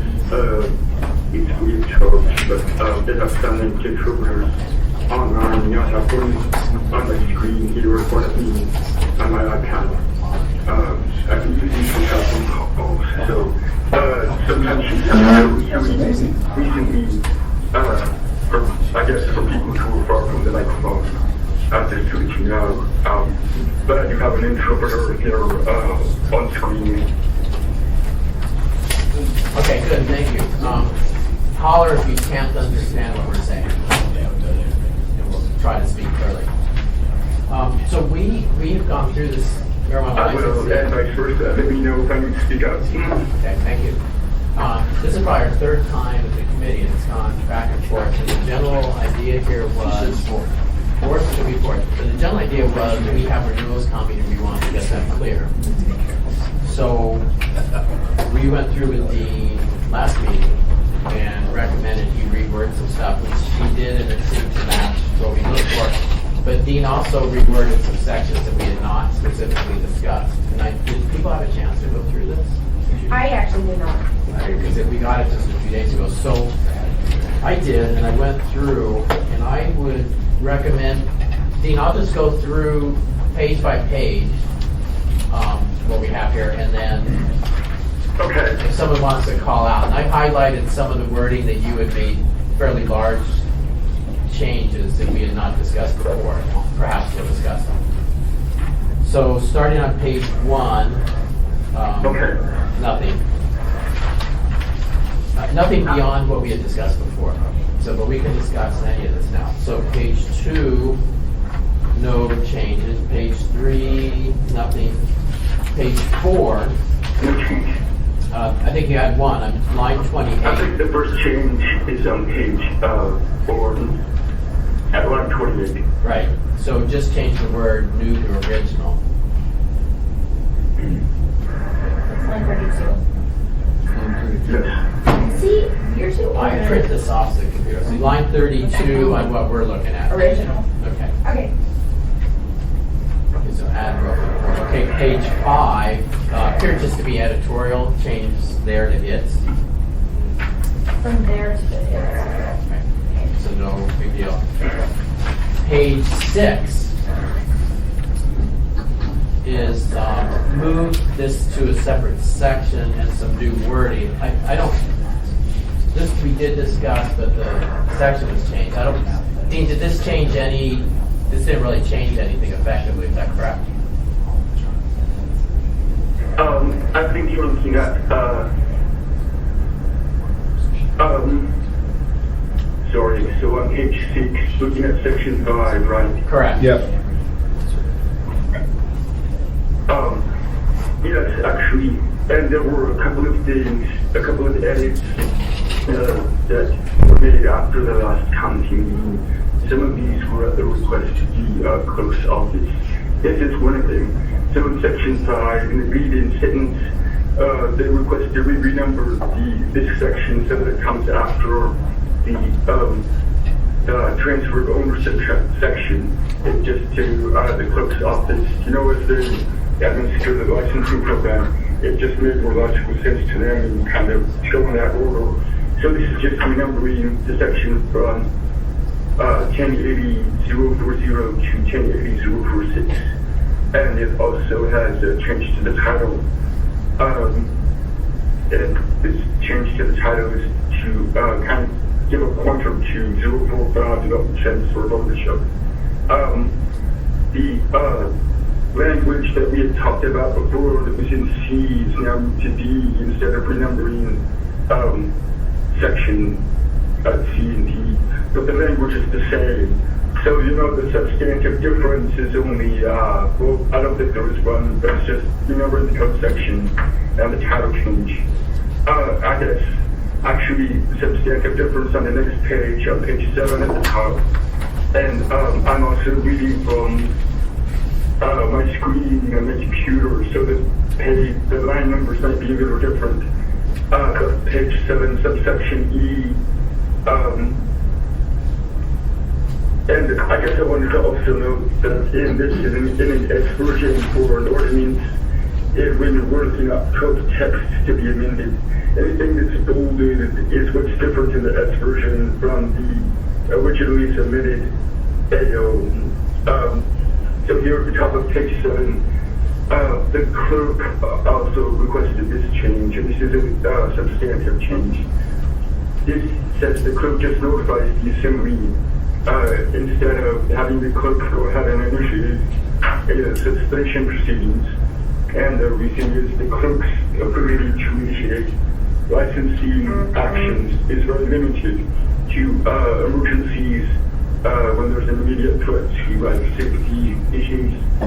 And the clerk wants to keep it limited to those kinds of instances and have the assembly do the actual initiation of any license actions. Now this is also in line with the general principle that the assembly wants to maintain as much control as possible over licenses for marijuana establishments. So anyways, this is just says instead of the clerk initiating the suspension, the clerk notifies the assembly if there's past due taxes, fees, or loans, that someone who's becoming a new owner in an LLC or corporation or partnership that new owner has past due taxes, fees, or fines. So it requires certification to be sent. Okay, just on this, Dean, so were the clerk to notify us of the past due taxes, fines, or fees, what would we specifically do on the assembly? We could just say, what is the process? They send us a ordinance, or? Well, no, I think they can just give it to us in like an AM or an informational report. But what would happen from a technical standpoint is if it was like a library fee or maybe they're late on paying, whatever, if something was substantial and an assembly member had an issue, we could begin the process of potential review and suspension of the license ourselves. But that would take action, affirmative action, and we would start the due process of notifying the applicant and then bringing the license before us. What Amy says, what we can do is we can hold up approval on the license until the problems are cured, like we do with the liquor license. Well, it's not actually, so if the clerk just notifies us, we don't have to do anything. No, but we could. But if there was a substantial problem, my point is the assembly has the tools in their toolbox where we could begin the process to review a license. It doesn't have to be under annual. We could just say, okay, we have an issue, so we trigger that notification of the licensee, bring their license before us, and if we think there's an issue that needs to be remedied, we address it then. But we don't necessarily have to do anything. Right, but it's just, you have an AIM, put on the agenda, it says this operation has these issues, and then we decided that. We haven't done it yet, so this is new material. When you say that's how to do it, Dean, is the clerk it says the clerk notifies us. So however that comes. Yeah, the clerk notifies the assembly, and the assembly can choose to do nothing, or they can choose to institute an action.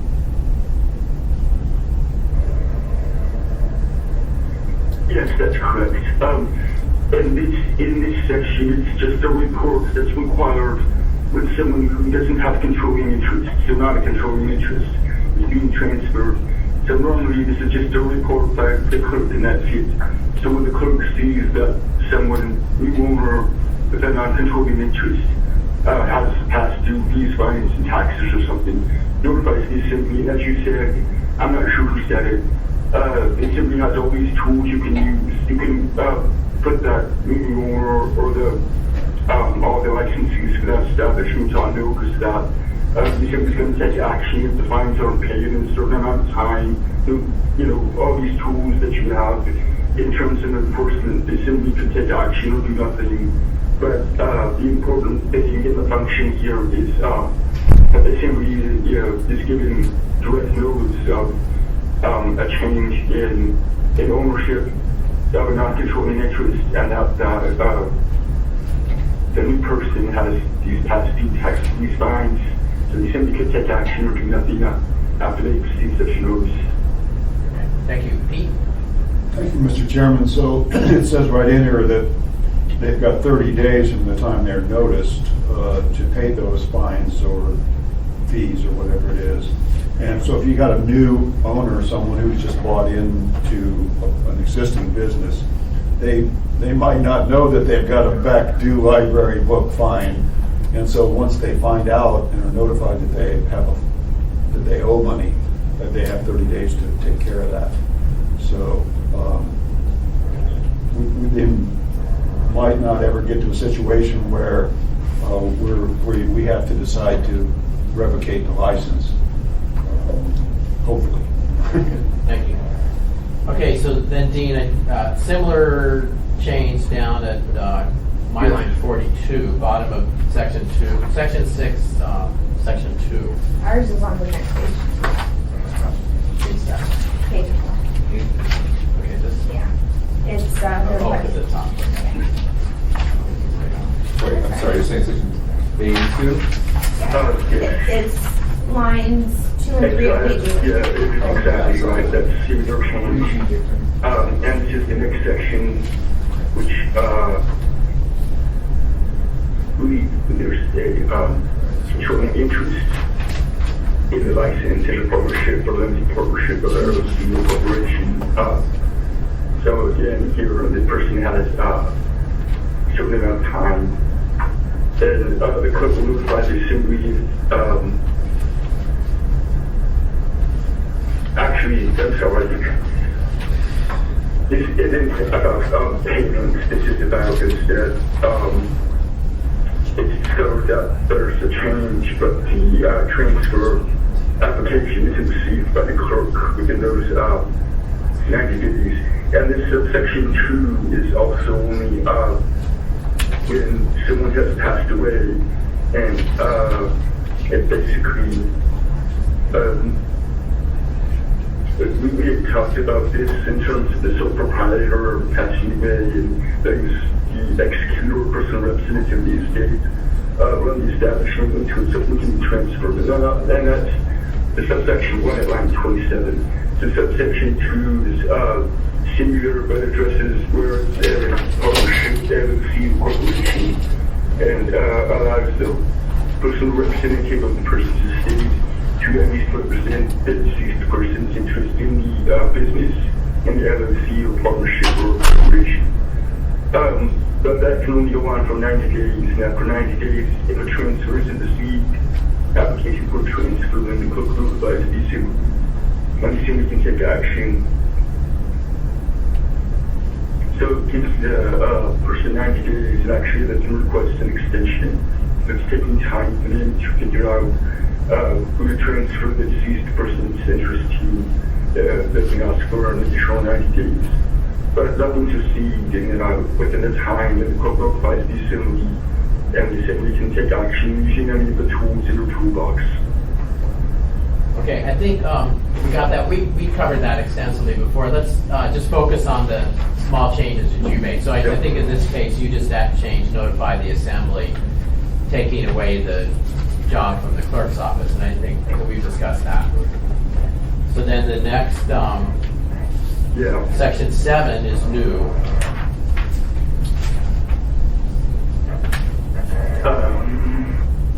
Which is probably on page 9. Okay. Any questions on this? I'm sorry, what page? I think think you and I have it, section 7 at the bottom of page 8, but what was handed out here at the meeting is 9. And I have a question on that. This whole thing is new and it looks fine, but what is the phrase, agree in writing to prospectively provide? What does that mean?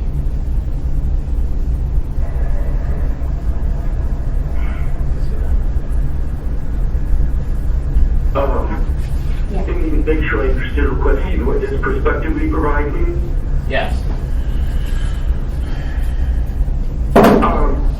Well, it says that if the applicant has that information or the report from the State Marijuana Control Board from their criminal background check, they provided at that time when they're filing the application for their license or transfer or reporting the ownership change. But if they don't have that information yet, you know, if the state itself is still processing it, they don't have, you know, the marijuana control board's results, this just says that they'll provide it prospectively when they receive it, and we can, you know, mark that this on the forms that they agree to provide it when received. So just prospectively in the future. Oh, I got you. Okay, so they don't have it yet. They're just saying when I get the information, I'll send it. Okay. Is that like a term? Yeah. That's very good. And that change here is adding the reporting and ownership change as one of the circumstances where they need to provide the criminal background history check from the state. Okay, any comments? Okay, good. Thanks, Dean. So, I think section 8 is just a change that we had discussed before. Section 9, the new section 9, also looks like what we discussed before. Section 10, a couple of changes. That's probably on your page 10, near the middle. And we just changed, got rid of hearing record, got rid of permanent, so more of a touch-up. Section 2 is what is exactly what we discussed at our last meeting. Okay, this 2 reflects that, okay. Section 11, G, which is probably on your page 12. Page 11 at the bottom, line 44. Okay. G, and we did discuss this, and it was just to tighten up simplify the language on fees. And it looks to me like it was done perfectly. Yeah. Yeah. Next change, section. Go ahead. Mr. Shuri at the meeting last time and talked about this language, and this is what I wrote, but I have not passed this by Mr. Shuri. I don't know who's there, but I guess that would be good to get the administration's department's view of that language about subject. Did you see it, Dave? Of G? Dean, are you talking about G? Yeah. Okay. Yeah. I mean, I think it's straightforward, but I don't know if they had anything to say from the planning department about that. Okay, so if they have an issue with it, will they just bring it up on Tuesday? Dave says it was fine. Okay. Dave Whitfield says it's poetry. I think it's great, and I don't think Mr. Shooty will have a problem with it either. All right, thank you. Okay, so moving on, page 12, that's a change we'd already discussed. 13. Section 18 looks the same. Section 20, the new section 20, I have page 15. Page 15. Page 15. Line 43. There's substantial addition in section B. So that's page 16. Yep. That's your page. Page 16, line 6. Do you want to discuss this? Yeah, I'm sorry, I'm scrolling down here. Okay, so section 20 in B. New section 20B. B as in boy. Yes. If I may describe what's happening here, we talked about this in concept, and I said that I would come up with language where the process for referring to the administrative hearings officer will change so that the hearing officer makes the recommendation sent it off to the assembly. And that's the concept that the committee agreed on, if I remember correctly. And here is the language here in 10B, 10B that I came up with. And I didn't come up with this out of the green. This is very much based on some other licensing code provisions in Title 10 for other licenses that the clerk's office administers. And they have processes already there in place. And this language is very similar to it, which basically says, when the assembly makes these actions to suspend, revoke, or otherwise restrict the license, and the assembly, and if you go down to like 37 of my old language, the assembly, may impose the civil fine, contemporaneous suspension. And one reason I'm pointing to this is civil fines we have established under Title 14. We can also proceed with a suspension revocation action. So they're consolidating. This just points out they can't consolidate them. Civil fines could also be imposed by enforcement officers, the clerk's office, or the assembly, issuing a fine that's in our fine schedule in Title 14. Or if there's going to be a suspension revocation action, let's just make sure that we can include the fine in that action as well. So that's a little change from language that was up there previously. I don't think it changed anything substantially, just to clarify stuff. But the big substantial change is for me, it's on the bottom of page 15, top of page 16. It says the assembly may hold hearings or report hearings to the administrative hearings officer as the assembly's designee. And then if we're forward, then the hearing officer does all these things and then sends back. But the recommended order or decision, the assembly then has the opportunity to adopt or modify this recommended decision, and if modified, the assembly needs to state the reasons for modifications on the record. So this, I think, again, retains control for all licensing actions in the assembly instead of having the administrative hearing officer make a final decision.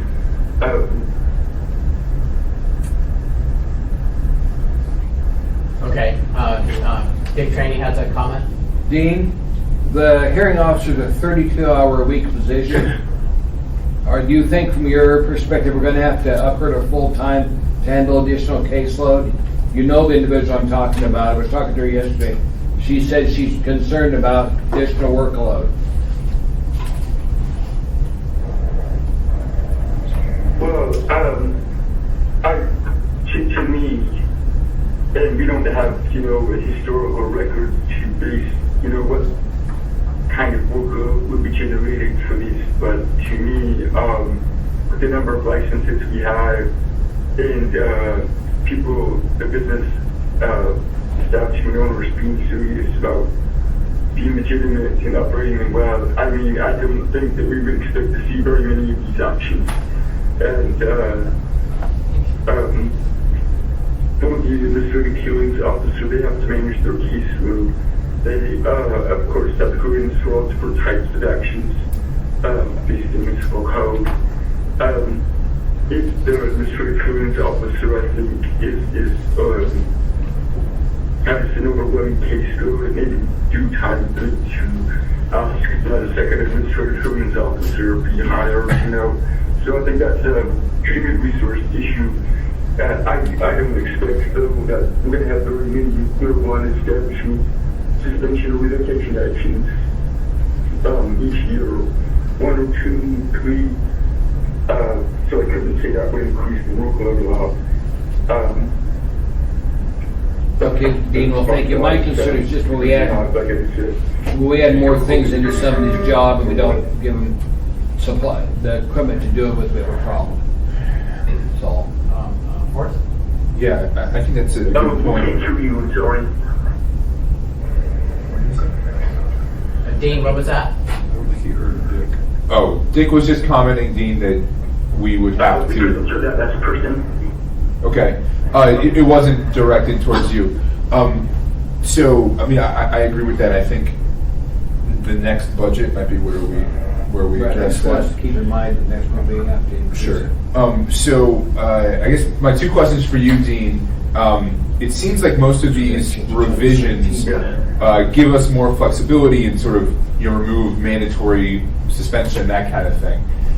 So in that sense, they're not exactly pro-industry, but give us more flexibility.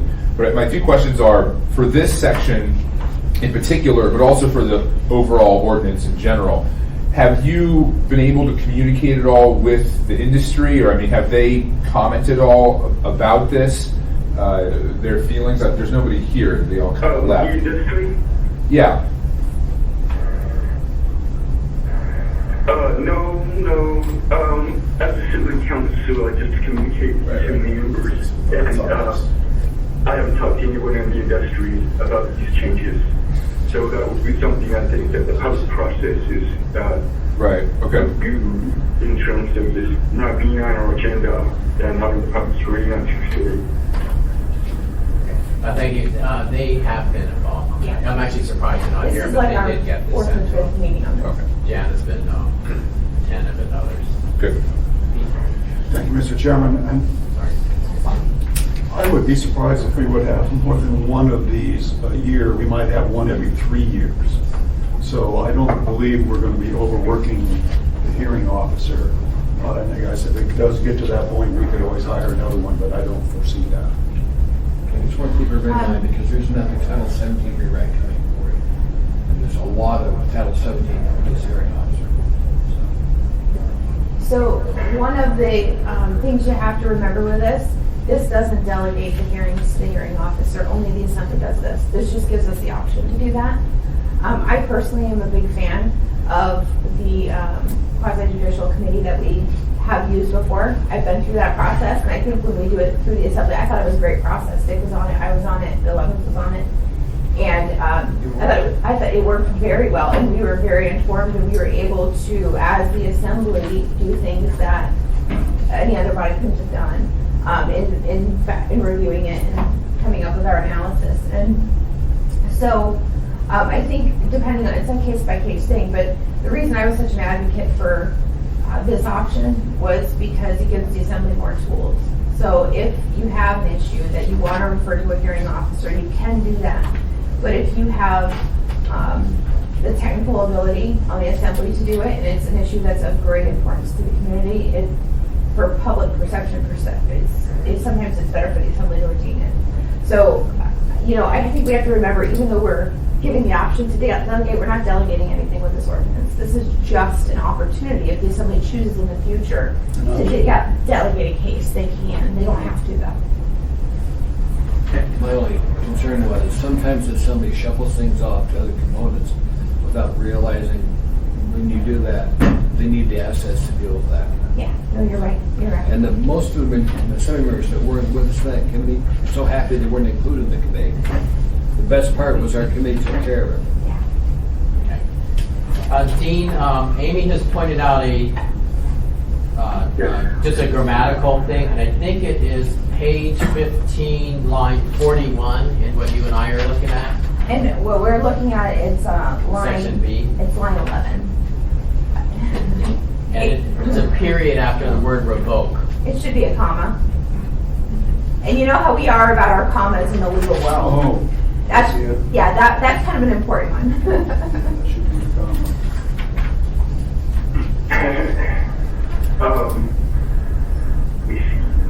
Page 16, line 11. Yeah. Line 41. Yes. Decision of the assembly to suspend, comma, revoke, comma. It says period there, but it should be a comma. I see, yes. That's the typo. I absolutely see accept at the beginning of that sentence. Right. So can you change that to a comma for us? Okay, thank you for spelling it out.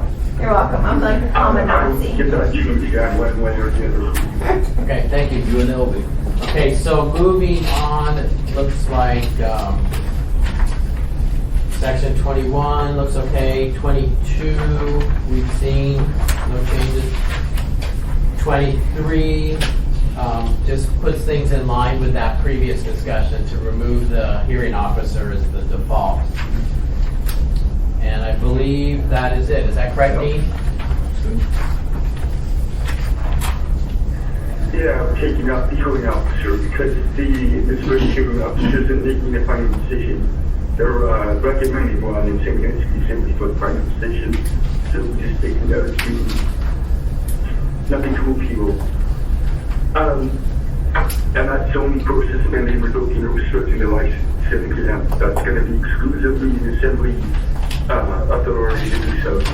The AHO in other parts of this title would still be able to make final decisions on civil fines, that are under that are in our fine table in Title 14. So if the person's issued a citation and provided in some requirements, and are given a Title 14 civil fine, the AHO still processes that final decision. So this appeal part of 846 is just for the suspended revoking or restricting the license. Okay, thank you. Forrest? So I'm sorry if I'm jumping ahead. I'm looking at section 22. You're behind. We hit the last page. Oh yeah, that's what I'm looking at. Okay, great. So for 22. D, yeah, but on the last page for D, there's all these procedures for seizing marijuana. It talks about no marijuana or marijuana product when seized and secured shall be transferred, sold, or involved in any commercial activity.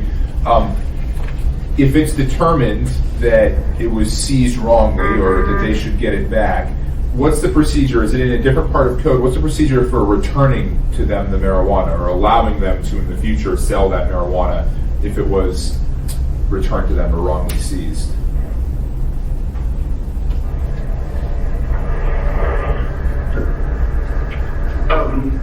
If that question is for me, I need to, I guess, review other parts of the code before I could answer.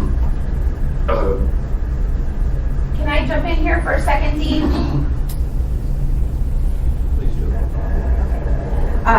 So one of the reasons, thank you, one of the reasons this was worded the way it was worded is, you can see here it says or secured on the licensed premises pending the hearing. They specifically wanted that because code enforcement doesn't want to seize it. Initially, the way it was written, it was like we are going to seize it, but code enforcement had a big objection to that. They don't want to maintain it. They don't, because most of them are going to be live plants. I mean, it might be a product or something, but if they had if there was a scenario in which they thought the product might disappear, then they could seize it. But code enforcement was very specific. They don't want to maintain control or custody of it. And so we wrote it in here where they could either seize it or they could just secure it on premises. So coming from the department, the real crux of it is they had no desire or want to. But if for some reason they're going to have to seize a product, it probably isn't going to be live plants. But then they'll have to go through, same thing the police department or the fire department does, is they'll have to maintain chain of custody. So we have not spelled out, to my knowledge, and somebody correct me if I'm wrong, but we have not spelled out anywhere in code how somebody gets something back. I would assume that would be governed by PNP's policies and procedures, because we have other chain of custody issues. For example, you go on a car accident and somebody has a gun on them, the fire department has a whole way they do chain of custody and how you retrieve that stuff back. I would assume it would be the same. Am I right? Someone? Code enforcement was also concerned because we have our courses. Yeah, well, that was the big thing, and that's What why. liability we have if we see something and it dies. Right. So I guess the fundamental answer is I'm giving you an answer based on something else, but I'm not the administration, so I would say go back. You'd have to go back to the administration and ask them what their chain of custody rules are and how people get stuff back. But I can tell you, I've had constituents literally who had an accident. The guy died. He had a gun on him, and I helped facilitate his family getting his firearm back. And there's all kinds of policies and procedures that the city has that governs chain of custody when it comes to those type of issues, and I would assume this would be no different. Well, I think the issue that I see is here. So I I understand about the securing. Yes, Dean? If I may. Yeah, go ahead, Dean. I think that was Amy who just spoke, and in other contexts, in other properties, it's seized. It's handled under Chapter 725 of the code, and that does have a process for securing property, holding it, and returning it to the person if it's not needed anymore as evidence, or is rightfully seized, or is it going to be destroyed. So there is some process in 725 you can look at if we need to develop something specific for marijuana here. Well, I think the reason that I might want to see an additional sentence there is because of what Amy just said about the fact that this can be secured on property, and that's a little bit different than having it in our chain of custody. If you're saying this is secure, the administration said this is secure, you cannot sell it. I want to make sure that at some point they can lift that and let those guys sell it if it's determined that it's legitimate. And I can imagine a certain set of circumstances, not with our current staff, who's excellent, but maybe some future staff, where they tell someone, secure this, and then they never get around to telling them that it's no longer secured, you know. And I can see a business owner fighting with the city to say, you know, let me do this. And I know we do have issues with people trying to get their stuff back from us all the time. I'm more at the state, but anyway. Forrest, can I ask you, as you read line 12, because it says literally it's seized or it has to be secured until the hearing, does that make any difference? Carry the knowledge until the hearing. The seizure order may direct continue care of it until the hearing. No marijuana or marijuana product once seized and secured shall be transferred, sold, or involved in any other commercial activity. And that's it. There's well, I don't know. I just don't know if because at the hearing something will happen. Either there's a disposition one way or another. I would think. Right, and then presumably they would resolve it. Okay, yeah. You know what? I'm not so concerned that I want us to change anything. I just want to sort of flag it and. Yeah, it's fine, Dean. Don't worry about it.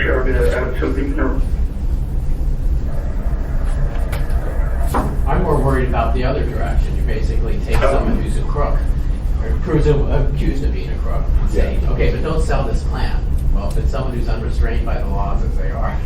Well, can we come in with a larger fine afterwards? Is there a... Well, there's still going to be cameras there.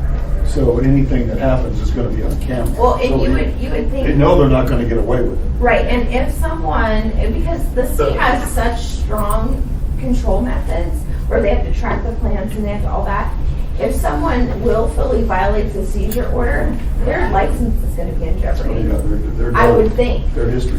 Because we have left so much latitude in there for the assembly to evaluate on a case-by-case issue violations and different things.